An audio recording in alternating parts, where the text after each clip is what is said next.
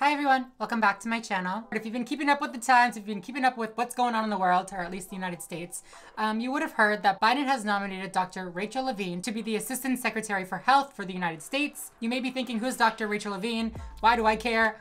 Blah, blah, blah. But Dr. Rachel Levine is actually a transgender woman, and this is the first time that a transgender woman has been nominated for the Assistant Secretary for Health. Very exciting, I know, yay. We're so proud of her. Of course, as soon as conservatives hear the word transgender, they freak out. They're like, the children, but what about the children? So why would we expect anything less now? We shouldn't, we should be prepared for this. I'm prepared, are you prepared? I'm not prepared. During Dr. Rachel Levine's confirmation hearing, Senator Rand Paul went on this whole transphobic rant and started just throwing out all this nonsense, honestly. For today's video, I'm gonna be reacting to the little clip of him going on this transphobic rant and just kind of debunk some of the claims that he made. You know, just try to find the bright side, try to have a little giggle about it. It's not funny at all, but I mean, we're gonna try to laugh. I post new videos here on my channel twice a week. I'm gonna try to get back into Monday and Thursday, so if you guys are not yet subscribed and you would like to be, go ahead and do that right now. I forgot to do this last time, but I'm not forgetting this time. Go ahead, I'll wait for you.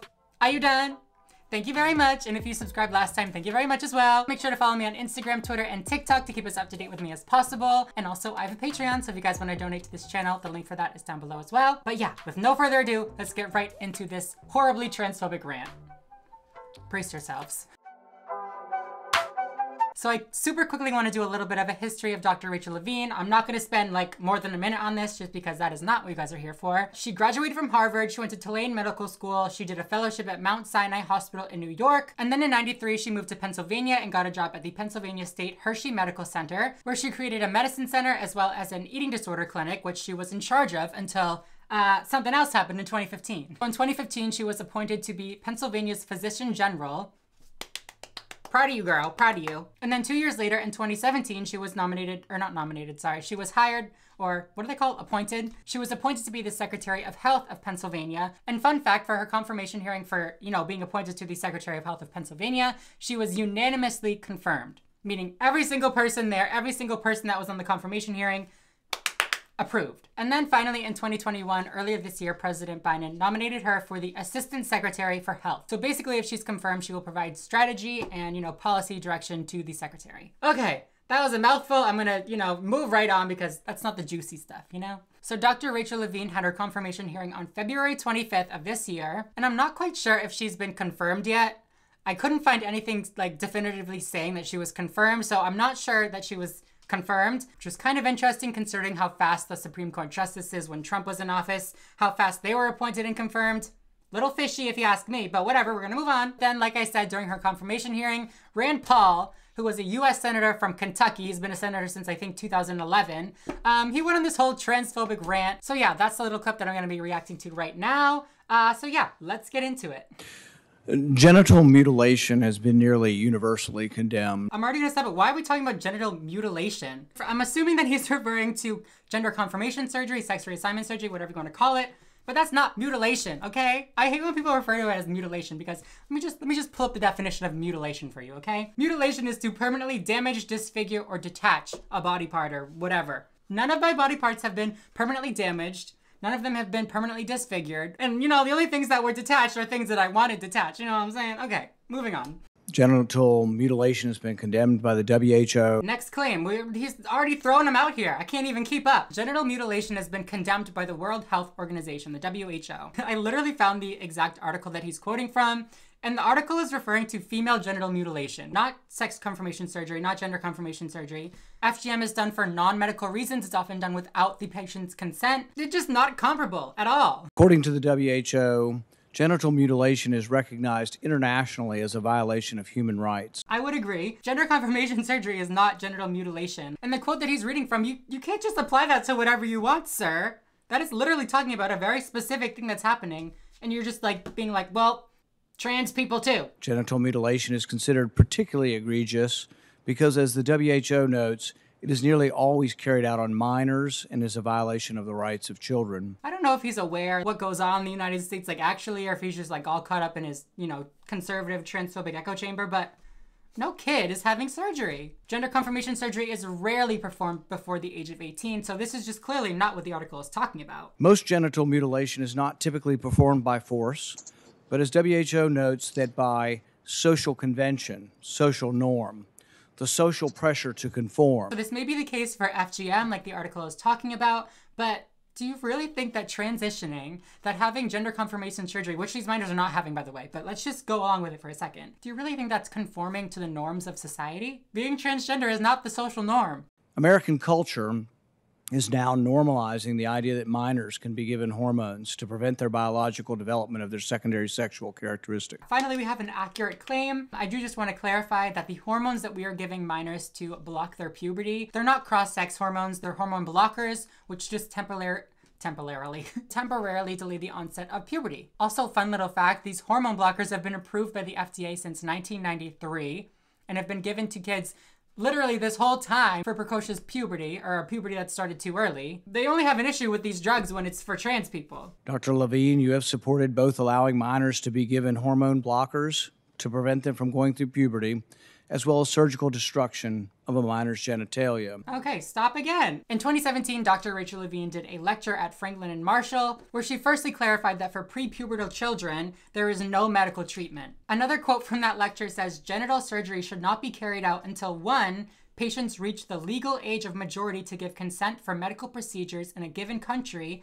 and 2, patients have lived continuously for at least 12 months in the gender role that is congruent with their gender identity. The age threshold should be seen as a minimum criterion and not an indication in and of itself for active intervention. So that's just not true. He's just making shit up. Like surgical mutilation, hormonal interruption of puberty can permanently alter and prevent secondary sexual characteristics. No, sir, not exactly. Blockers are just not permanent. They're just not. And secondly, like I said, the FDA has already approved these drugs way back in 1993 for other children. So why is it like a problem to give them to trans children? Like it don't add up. The American College of Pediatricians reports that 80 to 95% of prepubertal children with gender dysphoria will experience resolution by late adolescence if not exposed to medical intervention and social affirmation. So this study that they're referring to was done in 2008 and basically said that 12 out of 15 girls outgrew their gender dysphoria. Not only was their sample size way too small to gather any sort of conclusive data or evidence, they also used the criteria from the DSM-4, which has, as we know, completely changed with the introduction of the DSM-5. So the study is outdated, it's irrelevant, and its conclusions are invalid. I'm so sorry. And also, can we just take a second to talk about the source that he just cited?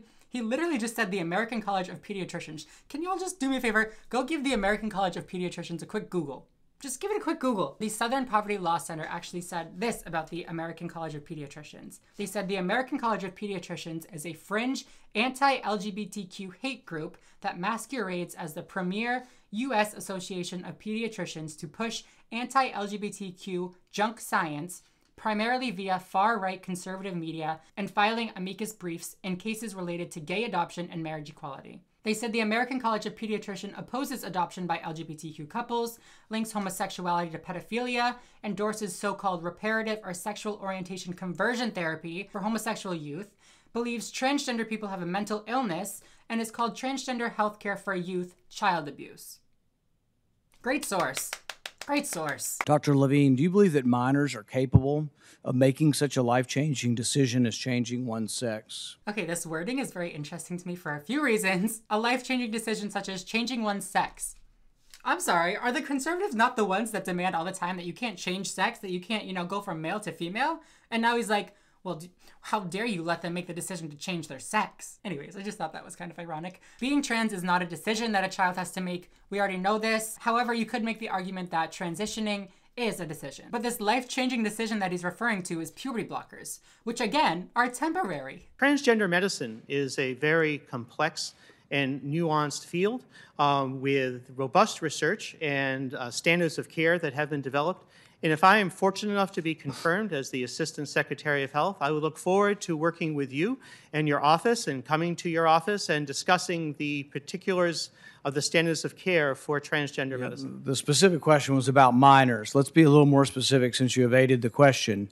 Do you support the government intervening to override the parent's consent to give a child puberty blockers, cross-sex hormones, and/or amputation surgery of breasts and genitalia? Okay, so Dr. Rachel Levine, of course, this is not the place that she should have to answer these questions, so I totally, I think that her response was great. I think she did a great job. However, he's going on and saying, well, we need a clear answer. We need a clear answer. Sir, I'll give you a clear answer. Are you ready? Firstly, Dr. Rachel Levine, as well as the other medical professionals, as well as other medical organizations, etc., do not support gender confirmation surgery before the age of 18, except for very, very limited exceptions. For the case of puberty blockers, like I've been saying this whole time, we've been giving kids puberty blockers since '93. Or maybe even before that, but that's the point that they were approved by the FDA, and like we've been giving them out for years and years and years. They are completely safe and the effects are completely reversible. The whole point of puberty blockers are to give kids the chance to, you know, make sure this is the right path for them and to do more work with their medical professionals. You have said that you're willing to accelerate the protocols for street kids.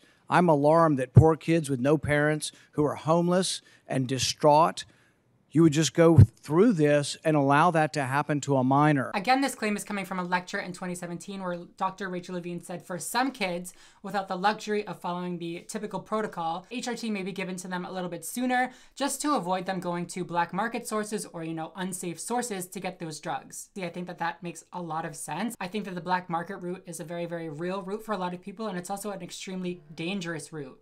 I would hope that you would have compassion for Kira Bell, who's a 23-year-old girl who was confused with her identity. At 14, she read on the internet about something about transsexual. She thought, well, maybe that's what I am. She ended up getting these puberty blockers, cross-sex hormones. She had her breast amputated. Kira Bell had her surgery at age 20. She was not a child. She was a full-on adult. I already have a video out on Kira Bell. You guys can definitely go watch that video if you want to learn more about that case. Will you make a more firm decision on whether or not minors should be involved in these decisions? Senator, transgender medicine is a very complex and nuanced field, and if confirmed to the position of Assistant Secretary of Health, I would certainly be pleased to come to your office and talk with you and your staff about the standards of care and the complexity of this field. She just gives the same answer. She's like, sir, we've already talked about this. Like, I already gave you my answer. But you're willing to let a minor take things that prevent their puberty, and you think they get that back? If you take puberty blockers, you can absolutely stop them and your puberty will continue the way it would have. That's literally how they work. You give a woman testosterone enough that she grows a beard, you think she's going to go back looking like a woman when you stop the testosterone? You have permanently changed them. He just goes from puberty blockers into testosterone. Those are different. Those are different, sir. This gives me like Ariel Scarcella vibes. Like, what? You're gonna damage the lesbians. You're gonna damage the women. I find it ironic that the left that went nuts over hydroxychloroquine being used possibly for COVID are not alarmed that these hormones are being used off-label. Hydroxychloroquine, its effect on COVID was totally made up. It was totally made up. It wasn't backed by any science, any proof, anything. Puberty blockers and hormones are extremely effective, and they're supported by actual medical professionals and data. That's the difference, sir. There are dozens and dozens of people who've been through this who regret that this happened and a permanent change happened to them. Honestly, I do feel bad for those dozens of people, if that's even true. I feel bad for those dozens of people that, you know, went down the wrong path. Outlawing puberty blockers, outlawing HRT, outlawing all these things is not the answer to those dozens of cases. And also, dozens of cases, sir? Do you know how many hundreds of thousands, if not millions, of people are on HRT? Like, that's literally such a minuscule number. These are the same people that are like, well, we can't change everything for the one or two examples or the one or two cases. When he's like, well, there's like 12 people out of the million people that, you know, don't like what happened to them. Sir. Okay, guys, that is it for the video. That is it for his little transphobic rant. Honestly, a shout out to you, Dr. Rachel Levine. You handled that with pure grace, pure, I don't know, gracefulness. Pure class, that's the word I was going for. But yeah, anyways, what did you guys think of this? I hope you guys were commenting the most ridiculous thing that you heard come out of this person's mouth. If you guys like this video, please make sure to give it a thumbs up down below. Again, I post twice a week on my channel, so make sure to subscribe if you are not already and you would like to be. Hit the little notification bell, because sometimes my schedule's a little off and you don't want to miss when I upload. But yeah, other than that, I think I'm going to go. So thank you guys again so much for watching, and I will see you in next week's video. Bye, everyone.